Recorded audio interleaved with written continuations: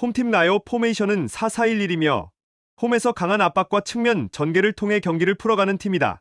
28라도는 드리블 돌파와 컷신을 기반으로 합스페이스에서 찬스를 만들어내며 호르헤데 프루토스는 폭발적인 스피드를 활용해 빠른 침투와 크로스로 공격을 이어간다. 우나이 로페즈는 중원에서 템포 조율과 전방 배급을 책임지지만 상대 압박 강도가 높아지면 간헐적인 실수로 흐름이 끊길 위험이 있다. 특히 홈에서는 활동량을 앞세워 상대 진영을 압박하는 패턴이 잘 드러나지만 공격 루트가 특정 선수들에게 집중되면 단조로워지는 약점이 반복된다. 원정팀 셀타비고 포메이션은 3-4-3이며 전환 속도를 앞세운 역습 전개가 주 무기다.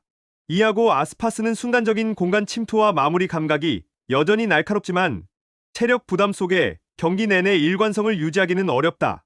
파블로 듀란은 전방에서 압박과 침투를 동시에 시도하며 수비 라인을 흔드는 역할을 맡지만 지원이 부족할 경우 고립된다.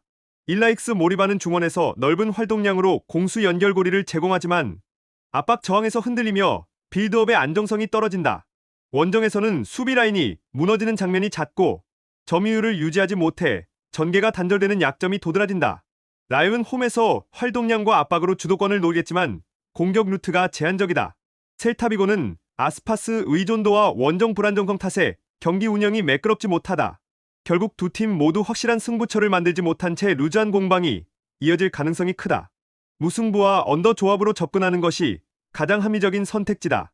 홈팀 본머스 포메이션은 4-1-4-1이며 에바니 우송은 최전방에서 과감한 라인 브레이킹으로 상대 뒷공간을 집요하게 노린다.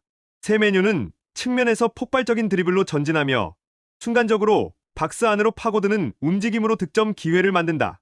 테버니어는 세컨드볼 처리와 중거리 슈팅 옵션으로 공격 루트를 다양화한다.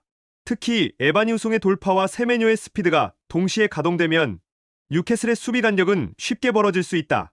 홈팬들의 열기와 함께 본머스는 전술적 응집력으로 기세를 끌어올릴 전망이다.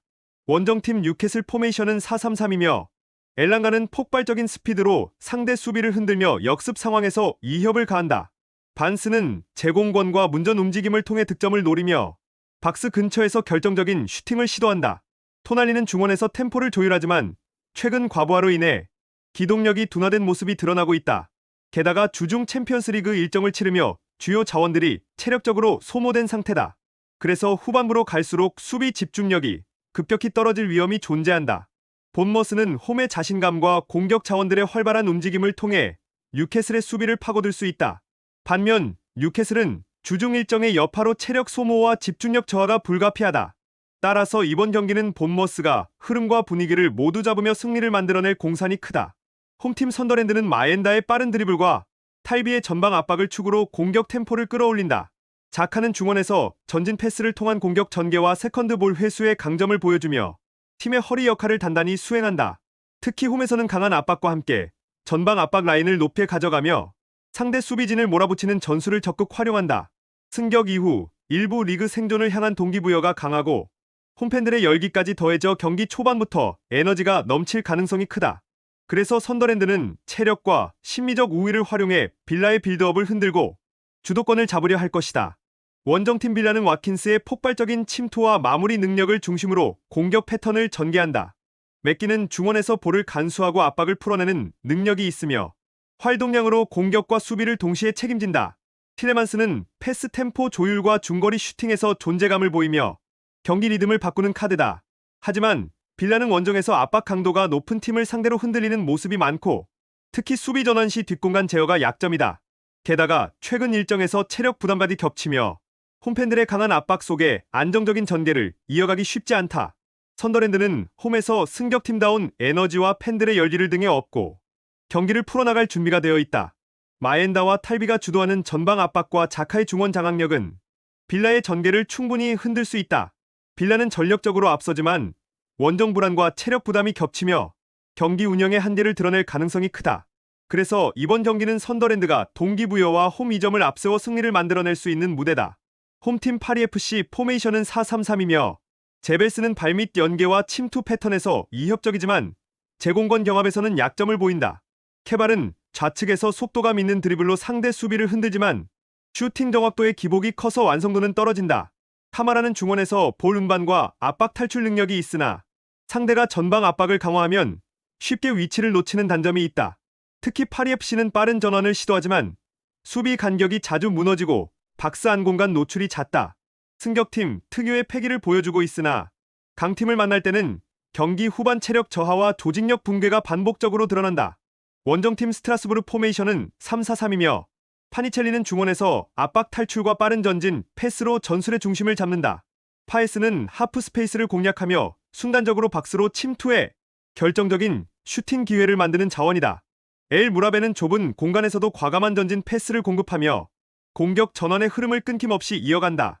스트라스부르는 전반부터 강도 높은 압박으로 상대 간격을 무너뜨리는 데 능하며 제공권 싸움에서도 우위를 보여준다. 특히 승격팀을 상대로는 경험치와 전술 완성도를 앞세워 경기 주도권을 자연스럽게 가져가는 흐름을 반복해왔다. 파리FC는 공격 템포는 있지만 수비 조직력이 미흡해 후반부로 갈수록 집중력이 흔들린다. 스트라스부르는 다양한 침투 패턴과 경험치에서 확실히 우위를 점하며 승부처를 가져올 준비가 되어 있다. 결국 이 매치는 스트라스부르가 주도권을 쥐고 승리를 챙길 가능성이 높은 흐름이라 판단된다. 홈팀 프랑크푸르트 포메이션은 4-2-3-1이며 버카르트는 전방에서 움직임을 넓히며 상대 수비를 흔드는 역할을 맡는다. 바오야는 이선에서 과감한 전진 드리블과 중거리 슈팅을 통해 공격 활로를 개척한다. 도아니치는 좌우를 오가며 공간 창출과 연계 플레이에 힘을 보태지만 강행군 일정 속에서 체력적 부담이 뚜렷하다. 특히 최근 챔피언스리그 일정 이후 선수단의 피로 누적은 경기 후반 집중력 저하로 직결될 수 있다. 그래서 프랑크푸르트는 의도한 전술적 압박 강도를 유지하기가 쉽지 않다. 원정팀 우니온 베를린 포메이션은 5-3-2이며 1-2치는 중원에서 볼을 지켜내며 전개를 안정시키는 자원이다. 안사는 측면에서 왕성한 활동량을 바탕으로 수비와 공격 모두에 기여하며 순간 침투로 균형을 흔든다. 캐디라는 수비와 중원 사이에서 밸런스를 맞추며 제공권과 압박 저항 능력을 보여준다. 다만 우니온 역시 공격 전개가 단조로운 패턴에 묶일 경우 득점 루트가 제한된다. 그래서 원정에서도 수비 블록을 우선시하며 신중한 접근을 이어갈 가능성이 크다. 프랑크푸르트는 일정 부담으로 강한 압박을 유지하기 어렵고 우니온 베를린은 전술적 단조로움으로 공격에서 한계가 있다. 두 팀 모두 상대를 무너뜨릴 만큼의 결정력이 떨어질 수밖에 없는 조건 속에서 경기 흐름은 균형을 향할 가능성이 크다. 결국 이 매치는 루즈한 흐름 속에서 무승부 시나리오로 귀결될 가능성이 가장 높다. 홈팀 마요르카는 4-2-3-1 전형을 토대로 단단한 수비 블록을 형성하면서도 순간적인 역습에서 위협을 발산한다. 마테오 조셉은 라인 브레이킹을 통해 상대 수비 간격을 무너뜨리고 아사노는 폭발적인 속도로 측면에서 깊숙이 파고든다. 파블로 토레는 중앙에서 볼 운반과 창의적인 패스를 통해 역습의 연결고리를 완성하며 세컨드볼 경합에서도 강한 집중력을 보여준다. 특히 마요르카는 홈에서 강한 압박을 바탕으로 체력적 우위를 경기 후반까지 이어가는 특징이 있다. 상대가 흔들리는 순간 단 한 번의 속공으로 경기 전체의 흐름을 뒤집을 힘을 가진 팀이다. 그렇기 때문에 마요르카는 언제든지 후반부 승부처에서 결정타를 날릴 수 있는 준비가 되어 있다. 원정팀 AT 마드리드는 4-4-2 전형을 기반으로 전방 압박과 두 줄 수비를 유지하지만 최근 일정 누적으로 강도가 떨어졌다. 쉐를로트는 제공권과 포스트 플레이로 팀 공격의 핵심이지만 과부하된 체력으로 폭발적인 움직임이 감소하고 있다. 줄리아노 시메오네는 왕성한 활동량으로 공격과 수비를 오가지만 순간적인 침투 타이밍에서 세밀함이 떨어지고 있다. 파블로 바리오스는 중원에서 전환 속도와 압박을 지원하지만 연이은 챔피언스리그 일정 소화로 기동력이 둔화되고 있다. 게다가 리버풀과의 챔스 일정을 소화하며 체력적 여유가 바닥난 상황이라 원정에서는 수비 집중력이 급격히 흔들릴 수 있다. 결국 AT 마드리드는 일정 부담이 전술적 안정감마저 무너뜨리는 결정적 약점으로 작용할 가능성이 크다. 마요르카는 홈에서 특유의 끈질긴 압박과 날카로운 역습으로 경기를 풀어나간다. AT 마드리드는 원정과 강행군 일정 속에 후반 집중력 저하가 불가피하다. 결국 이번 맞대결은 마요르카가 상대의 체력적 한계를 노려 승부를 가져갈 가능성이 높다. 이 경기는 후반부로 갈수록 홈팀의 주도권이 더욱 분명해질 수 있다.